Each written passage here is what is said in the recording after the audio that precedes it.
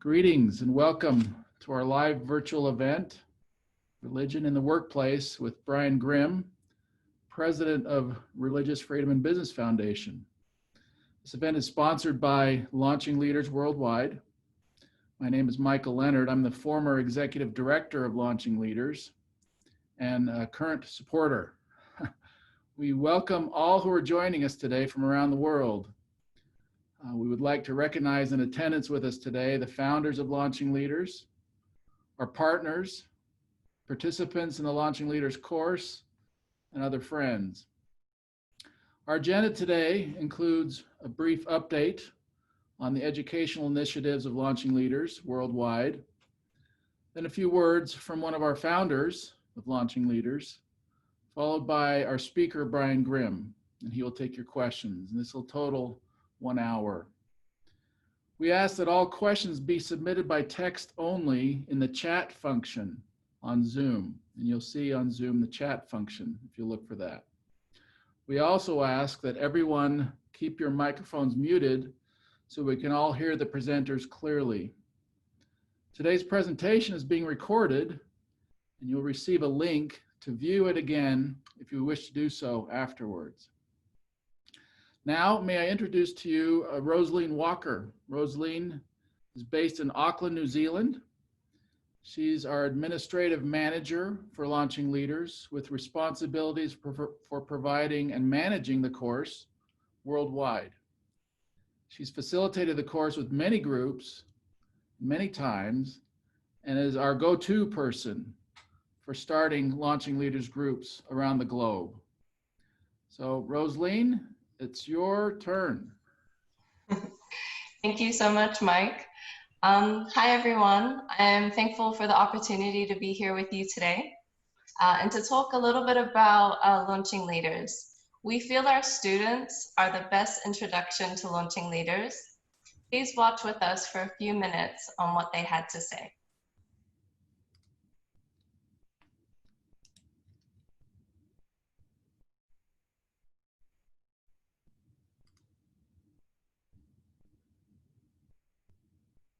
Everybody needs to get to understand what they want to achieve in life, and Launching Leaders really helps you out to set a plan. Husband and I took Launching Leaders together, and being able to have one focus, one purpose, and you know, go together has been a huge blessing. The course helped me a lot to put some plans for my life, and especially for the financial fitness, which is one of the most difficult parts in my life.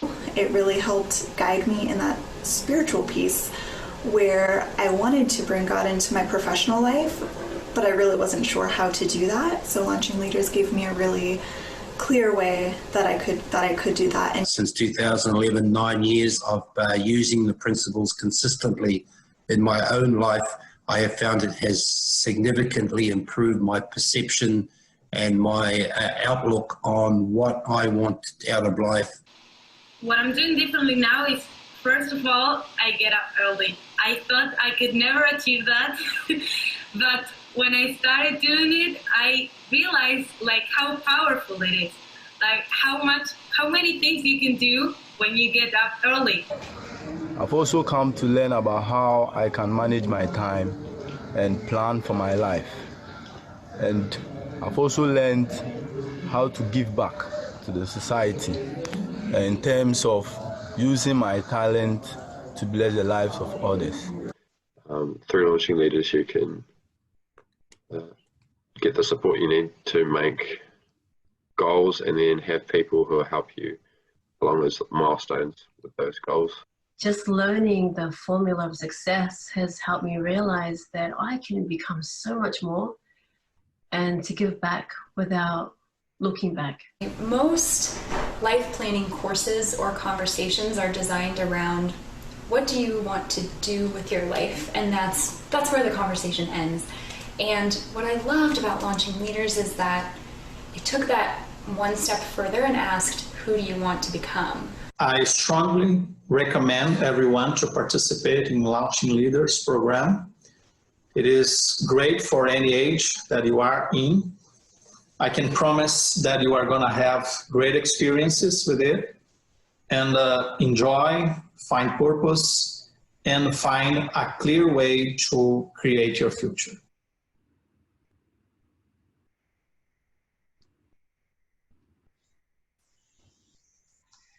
Launching Leaders is an online, multi-faith-based course and book that you can do independently or in a group.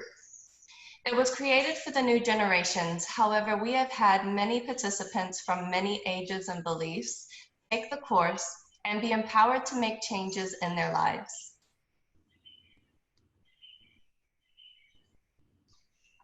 Launching Leaders has 12 topics that start with identifying your core values, finding mentors, planning your life, and discovering the formula for success and happiness.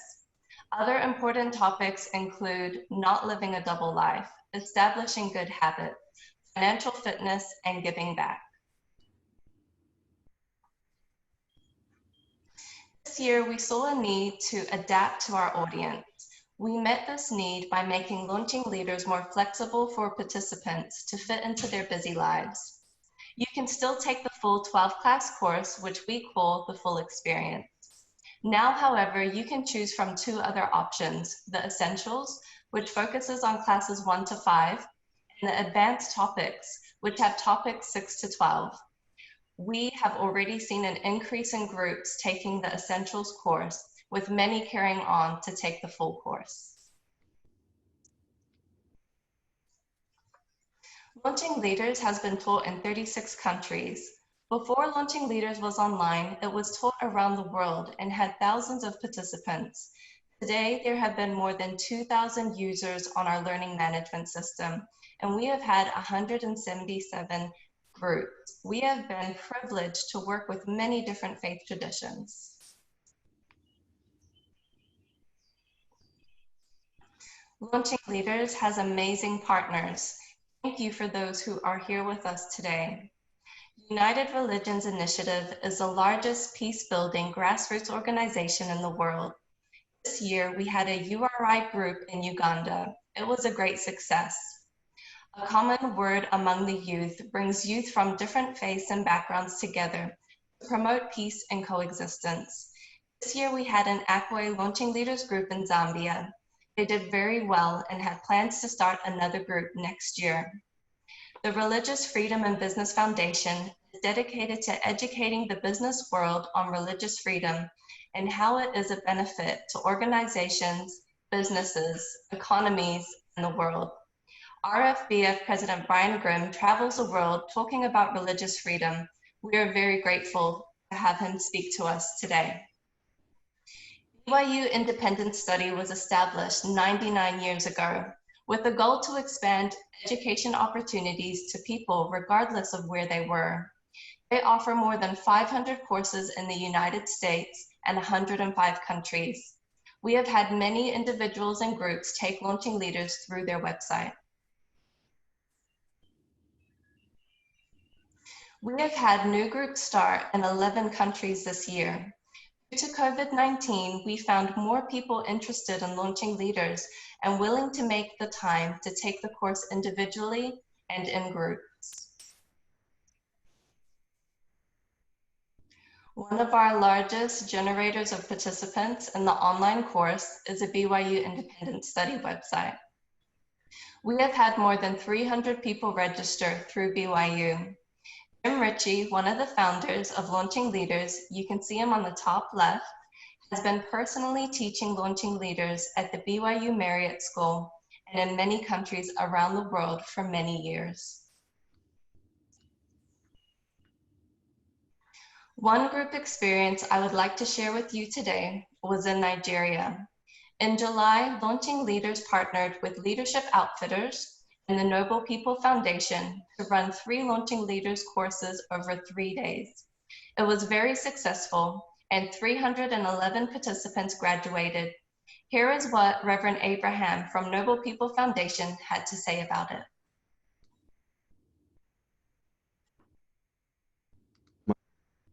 Whoops.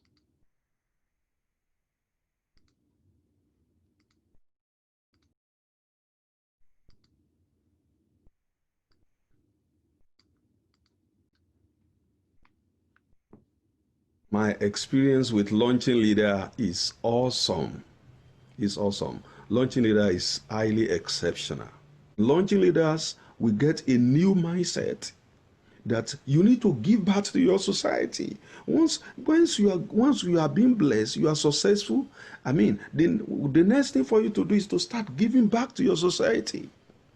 It is when you make other people happy that you are also happy. Happiness is like a perfume. A perfume. You cannot give it to others without smelling a little out of it.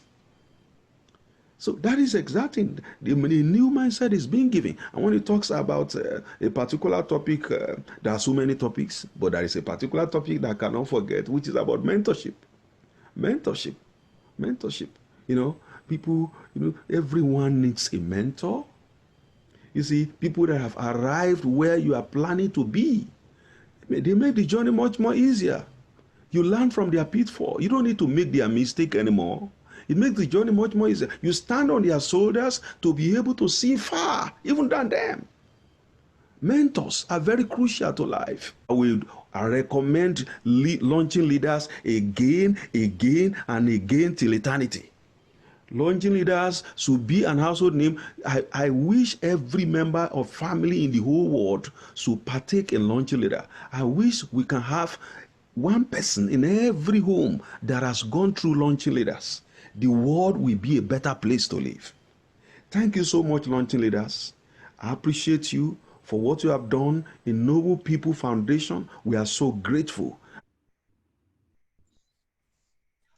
This was a great experience for me. It was a lot of work putting together a training in a small amount of time that suited the needs of the participants in Nigeria, but it was worth it. I truly enjoyed getting to see the participants on Zoom, learning the faith-based principles Launching Leaders teaches, and being empowered to know that they can make changes in their lives that will make a big difference. I went on after the training to the Noble People's Foundation Facebook page to post the recording of the training and was blown away by the many comments of gratitude towards me, Lowry from Leadership Outfitters, and Reverend Abraham. To see my name posted by so many people with thanks and gratitude for the training they've received really touched my heart and made me so grateful that I get to help people around the world know that they matter and that they can make a difference in their lives, their families, their communities, and the world by applying the principles they learn from Launching Leaders. I'd like to turn the time over to co-founder Stephen Hitz. Thank you. Hello, everyone, from Ginger and I. Thanks so much for joining the conversation today. As I look out upon your faces and even placards with your name on them, it brings Ginger and I true joy to be associated with you. Giving back is a central theme of what Launching Leaders teaches. This, along with the several other topics Launching Leaders teaches, is needed today more than ever. Purpose is what drives joy and happiness and a peaceful and contented life. Recently, Ginger and I lost our dear 39-year-old son, who died by suicide, not being able to find and feel deeply about his purpose, his reason for living. He succumbed to the demons of our day. As we consider the epidemics of our day, suicide ideation is at the top. I have come to realize more than ever that what Launching Leaders offers to the rising generations especially are the tools they need to give life a chance. This is also Suicide Prevention Month, as you know. I ask you to consider that your donation to Launching Leaders literally helps not only to give participants hope and a path for a brighter future, it contains the tools for them to give life itself a chance. Please know also that the founders of Launching Leaders continue to provide the largest portion of the funding needs. We are honored and blessed to do so, but it's not enough. Will you please consider giving your donations? On our website, llworldwide.org, is a give back button. And we are honored and blessed, will be honored and blessed for everyone that participates, even in the smallest way, whether it be monthly, annually, or whatever you choose to do. This is a way you can give back and make a difference like none other. Thank you. Thank you, Steve. Very much appreciated. Thank you, Ginger. And thank you, Rosaline. I hope you understand the feeling and impact that we feel that Launching Leaders makes on the world. Thank you for listening to our discussion on that. It's now my pleasure to introduce Brian Grimm. Brian Grimm, PhD, is Religious Freedom and Business Foundation President, corporate trainer, and the leading scholar on socioeconomic impact of faith and religious freedom. He's a TEDx speaker at the Vatican and speaker at the World Economic Forum's meeting in Davos. He lived and worked in the former Soviet Union, China, in the Middle East, and in Europe. He is recent chair of the World Economic Forum's Faith Council, and he works closely with the United Nations Business for Peace platform. He's an affiliate scholar at Baylor University, Boston University, Georgetown University, and the Freedom Forum Institute. Brian is a Penn State alumnus and is the author of numerous works. He has 13 grandchildren and lives at the U.S. Naval Academy in Annapolis, Maryland, where he and his wife, Julia Beth, his wife coordinates study abroad for the Academy. Now, as Rosaline noted, Launching Leaders is partnered with Brian and the Religious Freedom and Business Foundation. The global launch of the multi-faith version of the Launching Leaders course was in Manchester, England a few years ago. We worked closely with Brian and the good people at the University of Manchester, the chaplaincy there, on that launch. We'd invite you now to please watch this brief video regarding the global launch.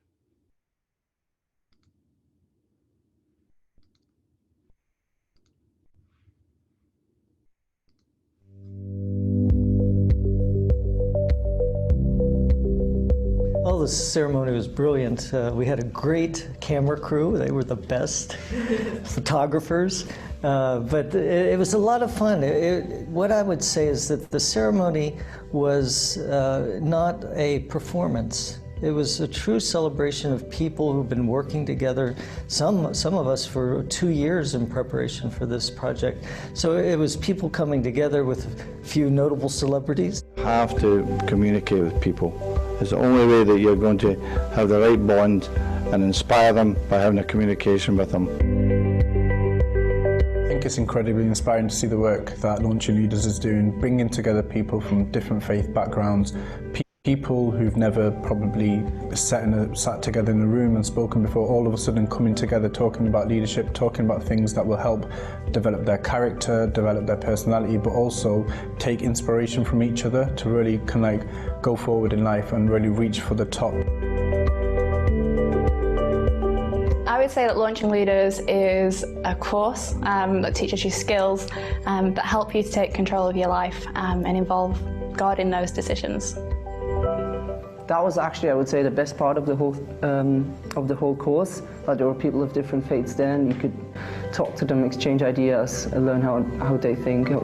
Just see that they're just normal and nice. There's nothing bad about being of another religion. I think that was a very rich experience. Yeah, made me a more tolerant person, I think. I would definitely recommend the course because after this 10 weeks, I think I am different, and I would like other people to experience the same thing.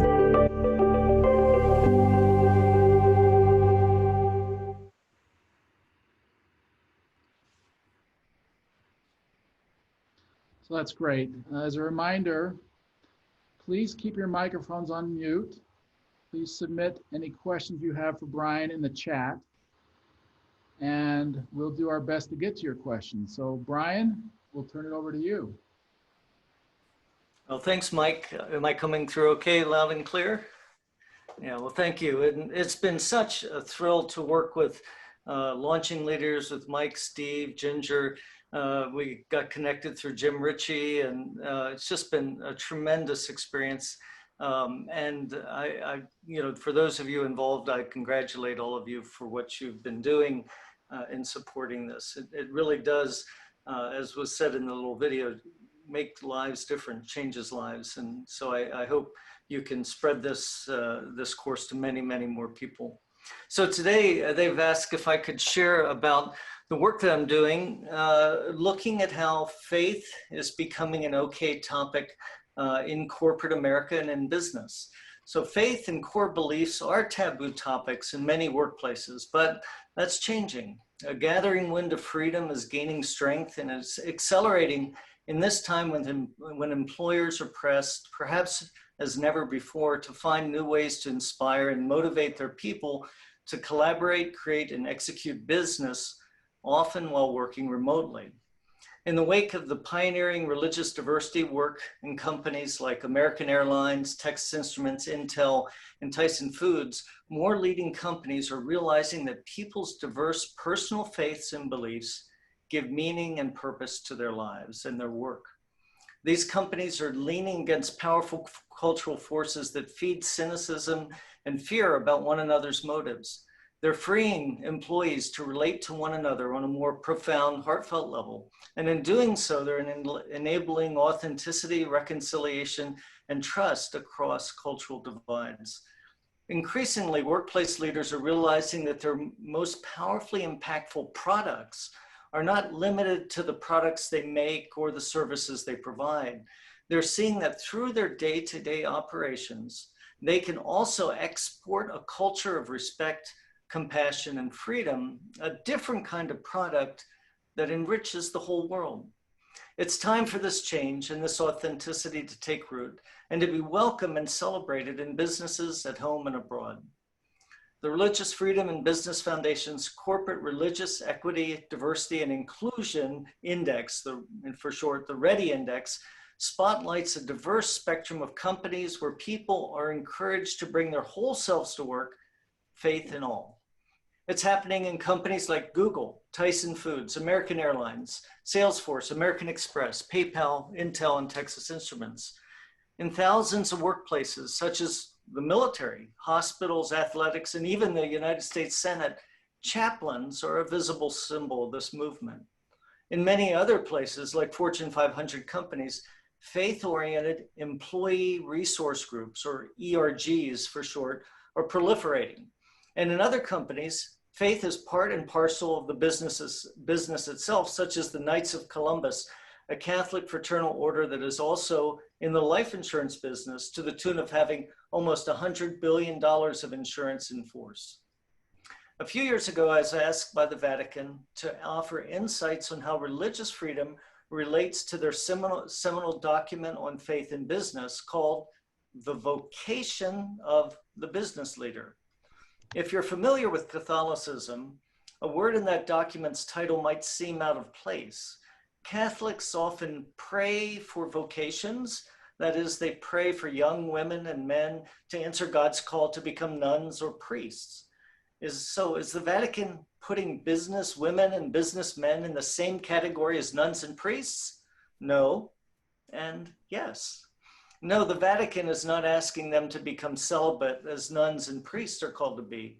But the Vatican is asking them to see their business work as a calling from God, a vocation, a Catholic term. The document affirms the sanctity of everyday work and says that creating goods and services make life better for people.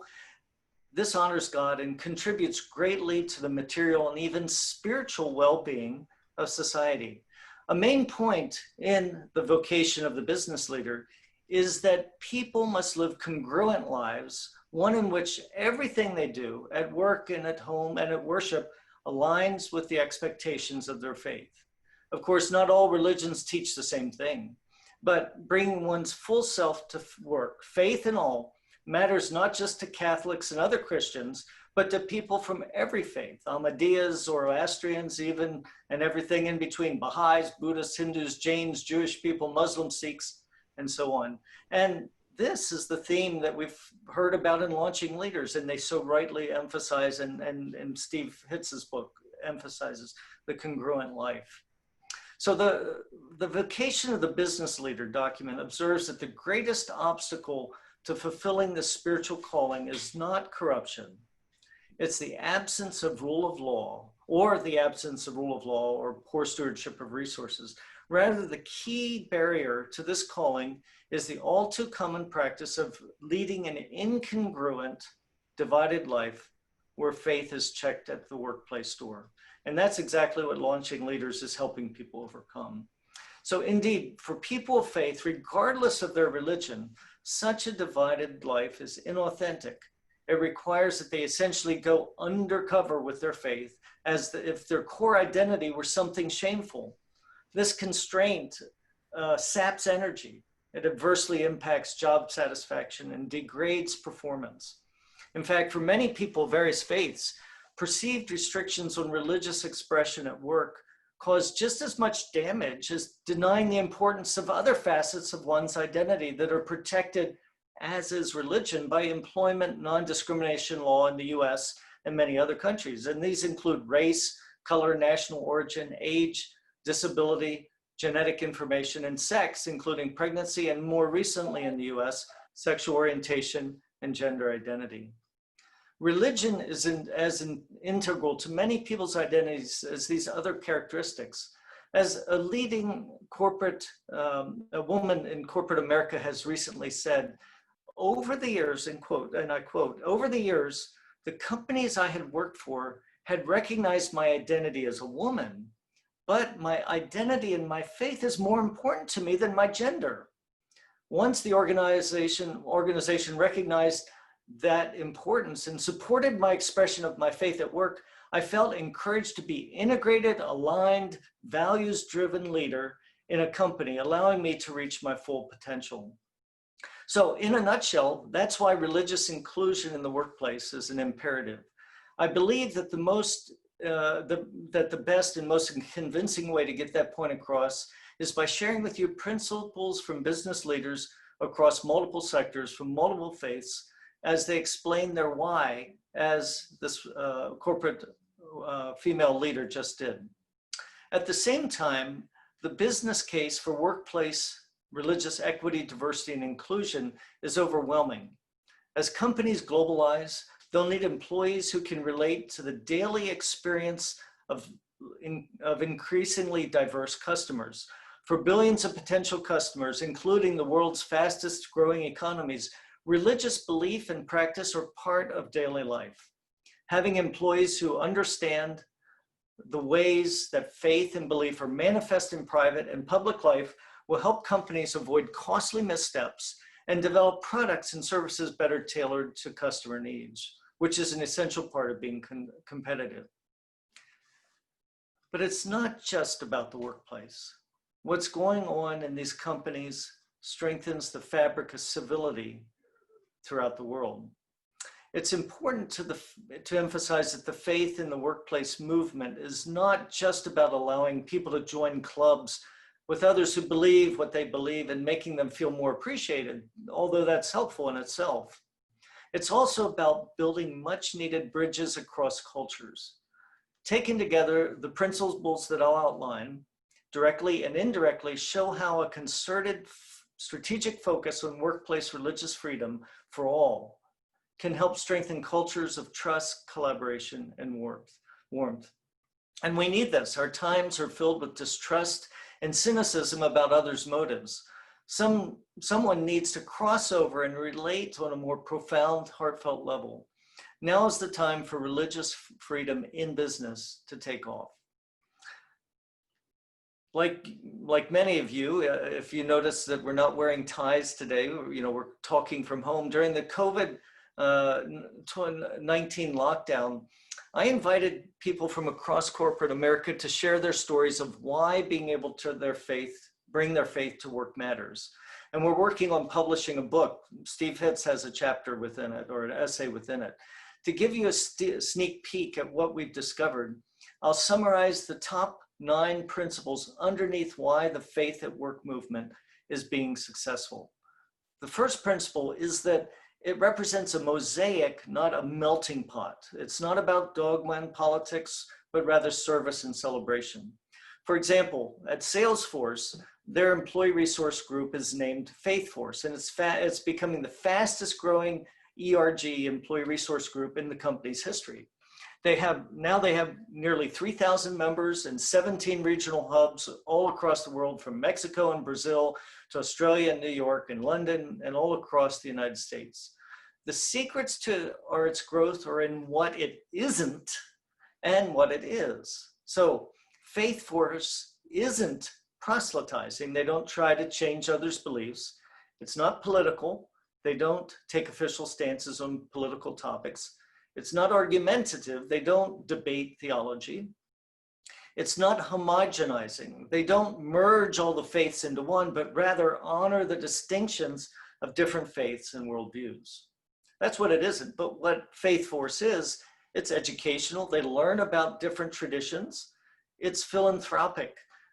This employee group gives back to their communities. Just last year alone, they donated 10,000 volunteer hours to service in their communities through this group.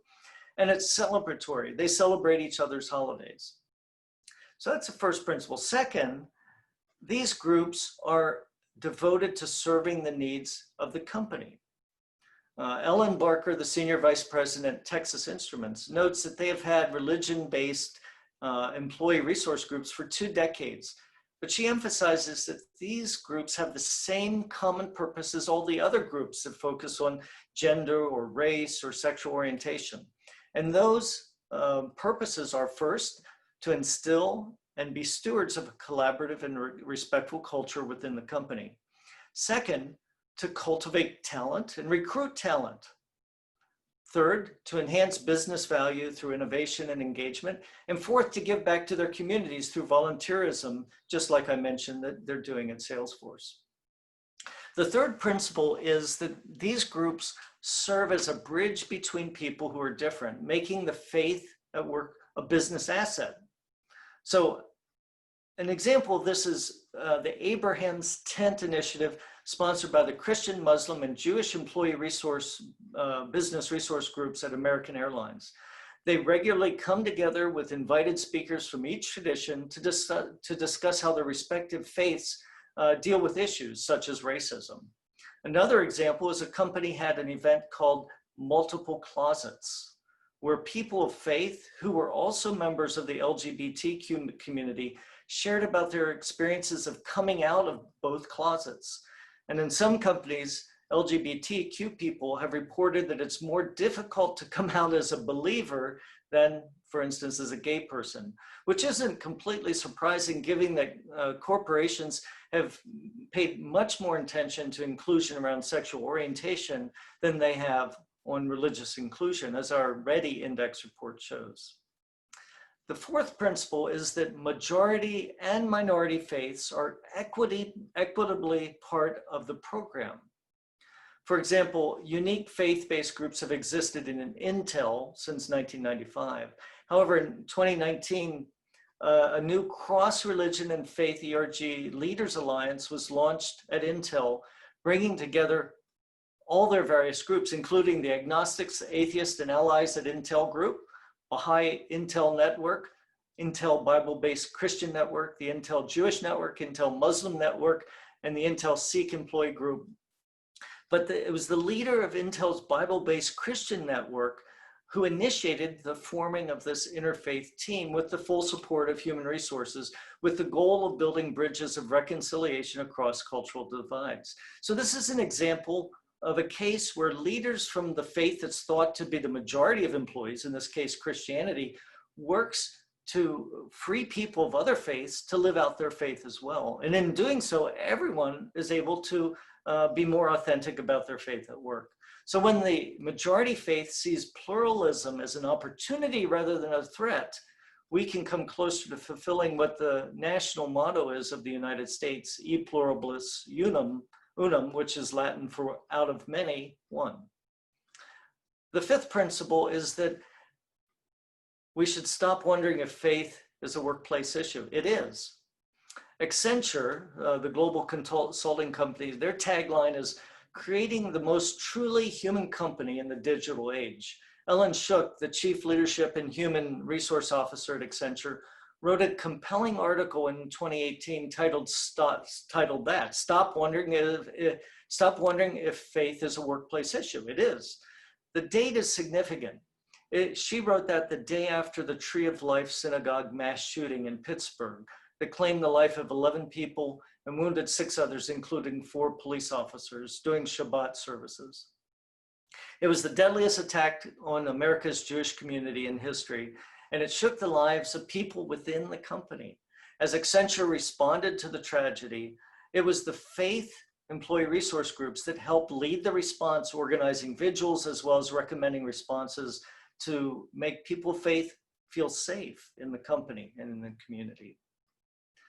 The next principle, 6th principle, is that faith in business is more than just an employee resource group. As I mentioned earlier, it includes chaplains. Among the Fortune 100 companies, Tyson Foods has the most well-developed chaplaincy program. The program was established in 2000 to provide compassionate care to team members and their families, regardless of their religious affiliations or beliefs. Today, the program involves approximately 100 full and part-time chaplains employed by Tyson Foods in their plants and offices, providing access to a chaplain for many of their 141,000 team members. The Tyson chaplains encounter team members who describe themselves across a broad spectrum of being devoutly religious, being spiritually agnostic, atheist, and uncertain. But their chaplains specialize in, have specialized training in belief systems that helping people tap their belief systems and utilize them to cope with whatever life throws at them. The 7th principle is that they promote, that these faith and belief groups promote all kinds of diversity and inclusion, not just religious inclusion. So when people of different races, colors, national origins, ages, abilities, and sexes are free to also bring their faith to work, it adds extra empowerment, referred in our Ready Index report as the religion dividend.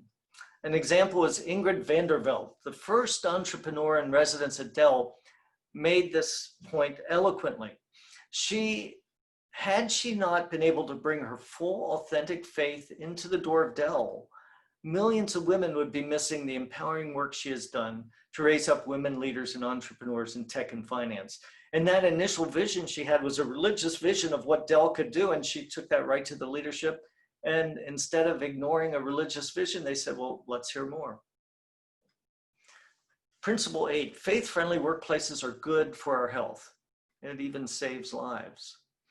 As mentioned, these principles that I'm sharing come from a book that was written during the COVID-19 lockdown. One unique contribution in this book is by Harold Koenig, a medical doctor, and he's the world's leading authority on religion and health. And in his essay, he shows how faith brings healing to and health to bodies. And the other contribution in the book shows how faith brings healing and health to our society. So it's also not just academic. A member of the Bible-believing Christians at Intel shares how the group itself reached out to him at a time when he was on the verge of suicide, something we've talked about today and afflicts many people. He said the friendship and mentorship of that faith-based ERG brought him back from the brink, and now he's a leader in the group helping others. And the 9th principle I'll mention is that this is not going away. Religion is one of the few social institutions that accompanies people from cradle to grave. It marks rites of passage in youth, such as baptism or bar or bat mitzvahs, and it's present in last rites. And in most religions, it offers a hope of resurrection, that all's not done at death. In their faith, people are much more complex than typical management models recognize. Two people who say they affirm the same faith may have very different perspectives and ideas. In fact, over time, an individual's faith is refined by life's experiences and learnings and trials. This is natural course of every human soul, and many contributors to this project trace how their faith and work have developed and how much richer it becomes over time.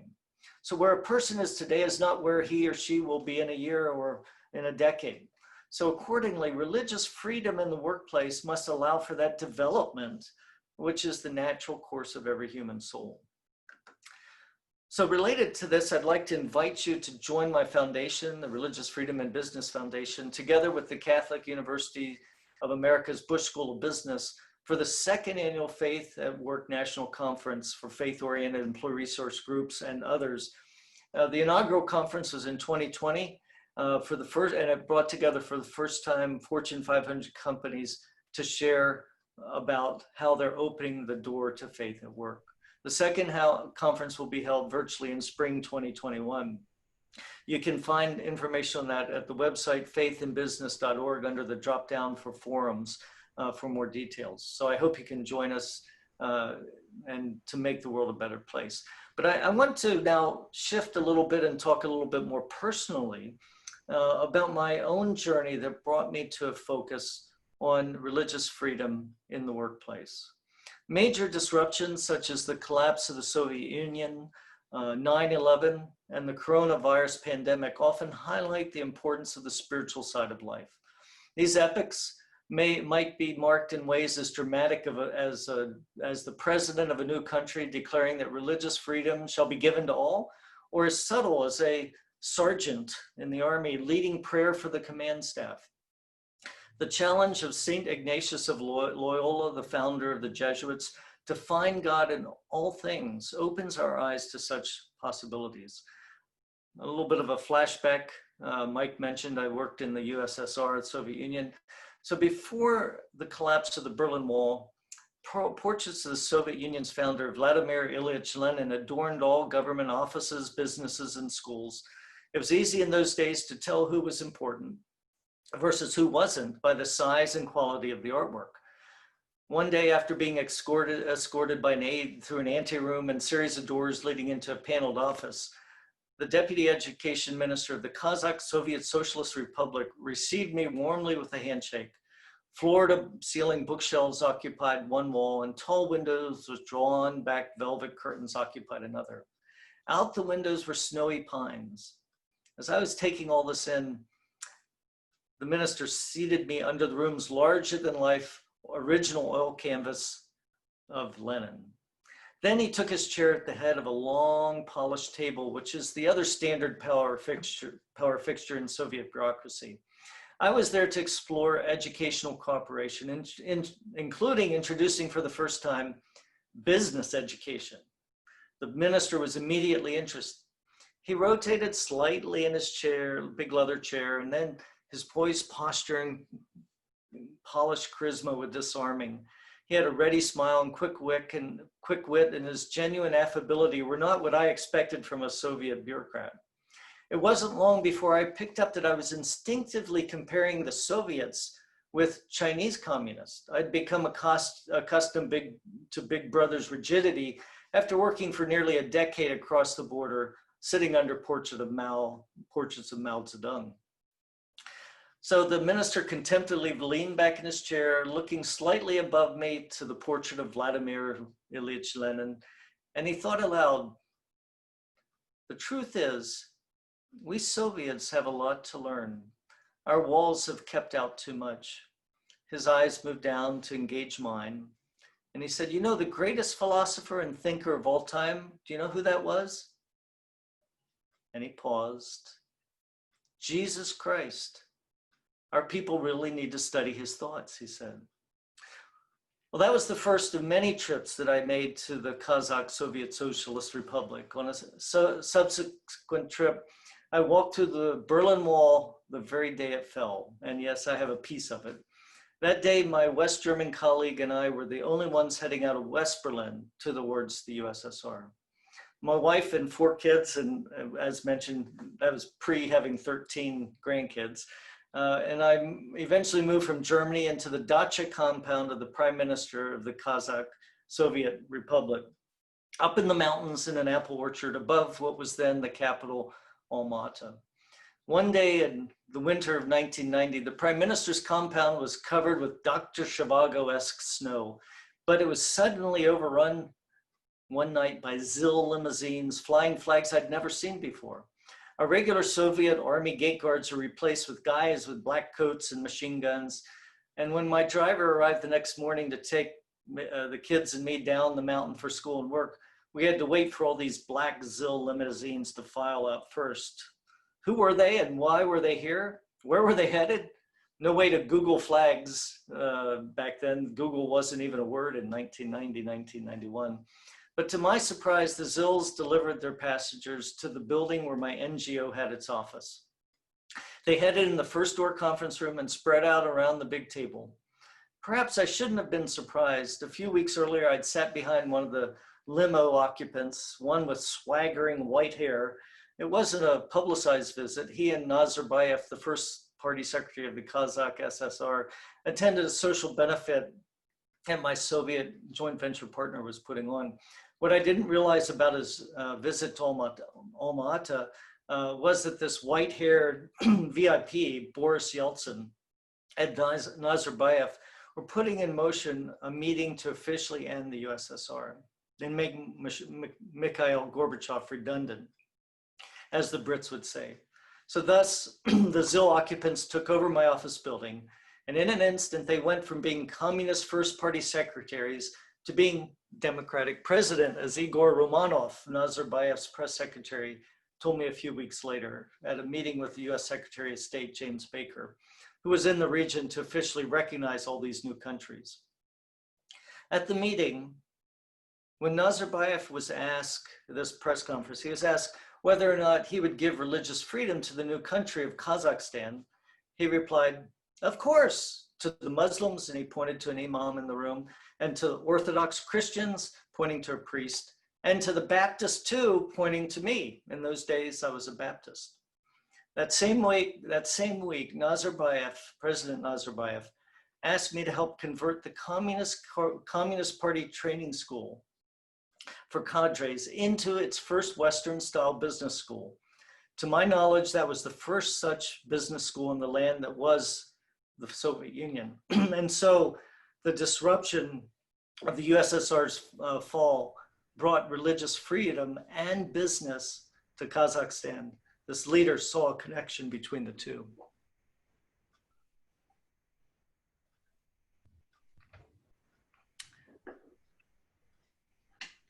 So I mentioned I used to be Baptist. So why Catholic? If you've ever attended a Catholic Mass, you may have noticed that there's a part in the liturgy where we proclaim, usually in song, the mystery of faith. In the Mass, this is referring to the truth and mystery of salvation through Christ's death, resurrection, and ascension, which is made present in the celebration of the Eucharist. But for me, just the word mystery is one of the most beautiful moments in the Mass, because it indicates that there is still so much more to learn of God and his ways. There's a whole doctrine built around the mystery of faith, and many could explain it in theological terms. But for me, the mystery of faith involves recognizing the importance of seeing God in everything, not just through my own particular lens. And the mystery has implications for how I work with people of other faiths. Embracing the mystery of faith opens up new possibilities. It provides a way for approaching problems, opportunities, goals, and objectives. It's not that I didn't embrace mystery before I became Catholic, but Mass after Mass, this reminder reinforces a humble approach to life. Faith impacts everything that I do and I have done. When I was 4 years old, as clear as could be, the face of Jesus came to me and said, Brian, be a missionary. As dramatic, as impactful as that was, it is mysterious. In Greek, mysterion, from 1 Timothy 3:16. And in that, I continue to find my mission. I know that being able to bring the deepest recesses to bear on life and work sets us free to do mysteriously wonderful things. And I call that religious freedom. So I invite you now to join me in this mission, or echoing how St. Ignatius ended his letters, Ete inflammate omnia, go forth and set the world on fire. Thank you. Thank you, Brian. Fantastic. What a great education for all of us. So we've had some questions come in. I'd like to start with this question that we've thought about. You've been talking a lot about large corporations and their efforts. What about application to smaller businesses or organizations? What are your thoughts on that? Well, I think these principles apply regardless of the size of the business. So for many small businesses, often you get started with family and friends. You know, it might be a company of 10 or 15 people, and maybe 3/4 of the people are all of the same background or faith.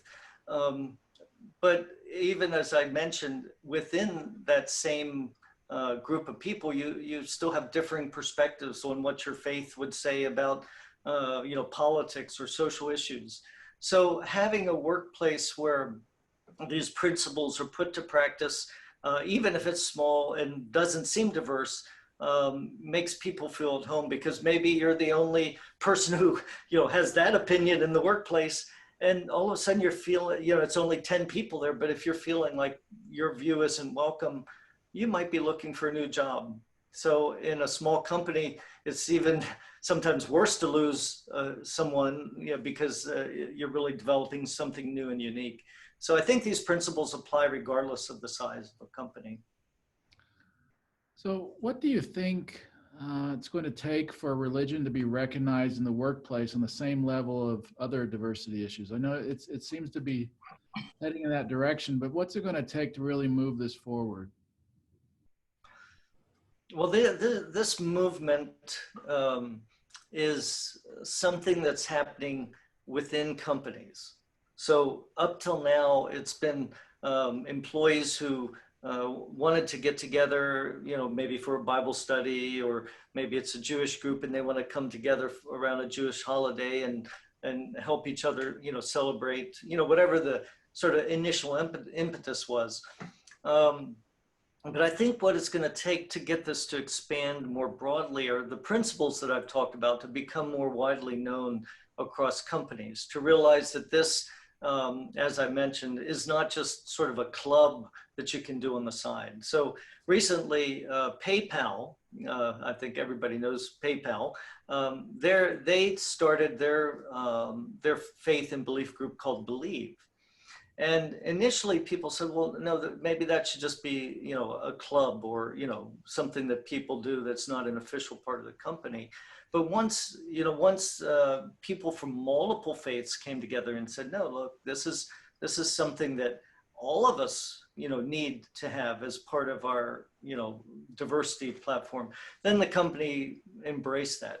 So I think it's, looking and realizing that this is more than just for one religious group, and it's more than just something people do on the side. It's something that really permeates people's identity. So I think companies up till now haven't thought of religion that way, as opposed to like race.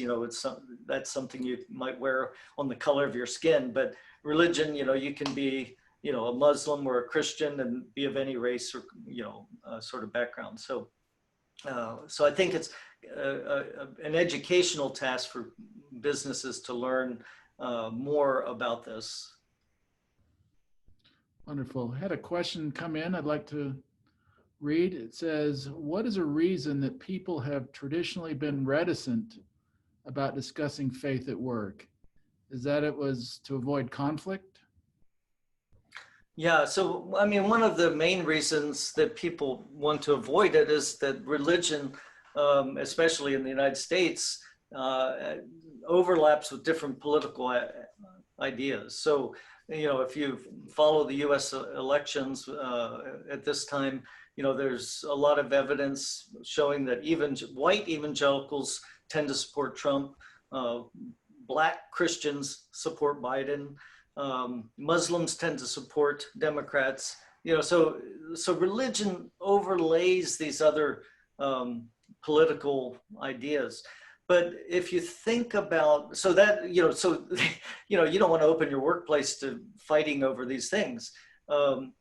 But if you think about it, if you have, say, a Christian employee resource group, what a wonderful opportunity it is to have, people from the Black church, from Catholics, from evangelicals, have a reason to come together. Whereas on Sundays, they sort of all split up into their own space. So one of the interesting things in some companies, with so some people look at a denomination that's not theirs as either doctrinally off or whatever. But what we're seeing is that you can have somebody who's a Latter-day Saint be the head of the Christian group in a company, or somebody who's a Black Christian be the head of the Christian group. So it's one way that these groups actually help to overcome some of the prejudices or biases people have towards one another in society.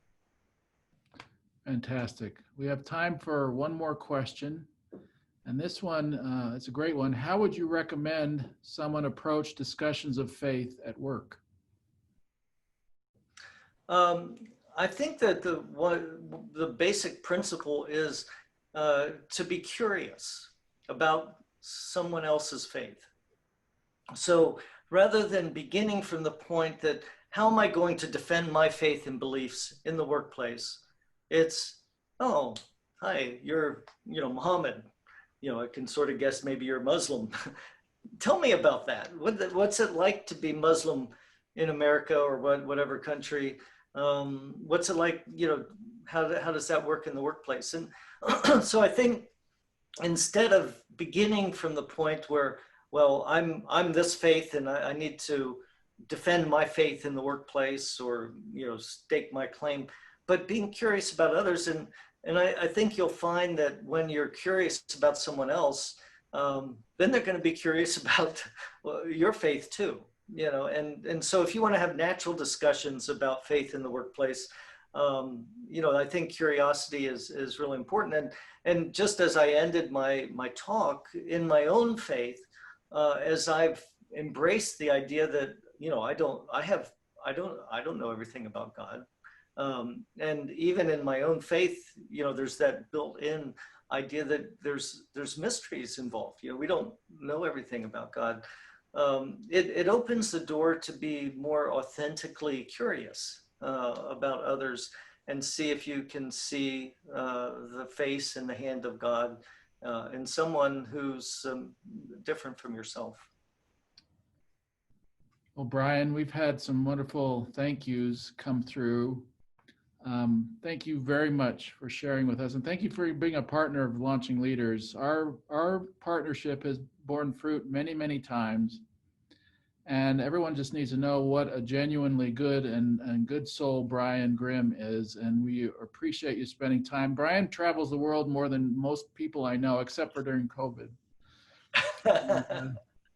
And he's graced us with his presence today. So thank you, Brian. And thank you all. Here's our website. If you'd like to go take a look at the Launching Leaders Worldwide website, please watch for an email from us thanking you for your participation. We'll have a link there if you'd like to consider donating to the Launching Leaders cause. And we'll also have a link to this, this broadcast, this webinar, so you can watch that too. All right. Take care all. Have a wonderful day. Thank you for your participation.